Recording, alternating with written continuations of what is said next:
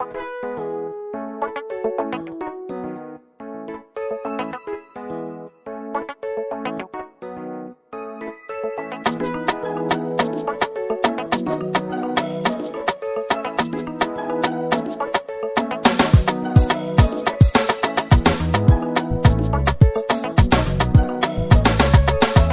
la parole était la vie, la lumière est des hommes qui lui dans le ténèbre, et les ténèbres ne l'ont point reçu.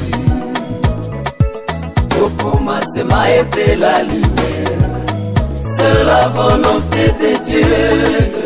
Au commencement de l'église, à la Pentecôte, le baptême du Saint-Esprit, la confirmation de tout ce qu'on a vu. Dans la parole était la vie, la lumière des hommes qui lui dans le ténèbre, et les ténèbres ne l'ont point reçu.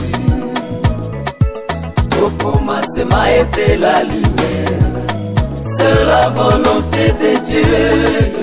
Au commencement de l'église, à la Pentecôte, le baptême du Saint-Esprit, la confirmation de tout ce qu'on a vu.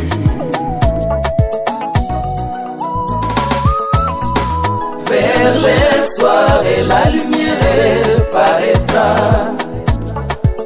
C'est pourquoi Élie doit venir premièrement, rétablir toutes les choses avant ces jours redoutables. La lumière du dernier jour doit être identique à celle du commencement. Vers le soir et la parole sera restaurée. C'est pourquoi Élie doit venir premièrement, rétablir toutes les choses avant ces jours redoutables. Le message du dernier jour doit être identique à celui du commencement. Nous vivons dans le temps de l'accomplissement de la parole. Malheur à celui qui n'est pas vigilant pour comprendre. Il baptise au nom de Branham. Il s'agenouille devant un morceau de bois. Il prêchait la doctrine de la Trinité. Nous les connaîtrons par les œuvres. Nous les connaîtrons par leurs œuvres.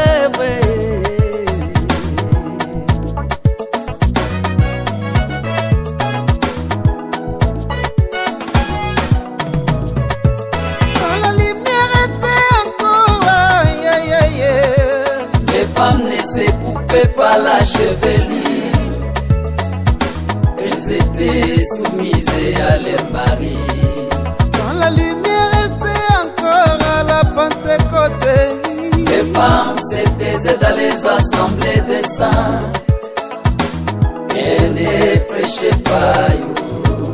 Quand la lumière était encore là, le baptême se faisait au nom de Jésus-Christ. D'où vient alors la Trinité? Quand la lumière était encore là, les femmes ne se coupaient pas la chevelure, elles étaient soumises à leur mari. Quand la lumière était encore là, les femmes se taisaient dans les assemblées des saints, elles ne prêchaient pas. Quand la lumière était encore là, le baptême se faisait au nom de Jésus-Christ. D'où vient alors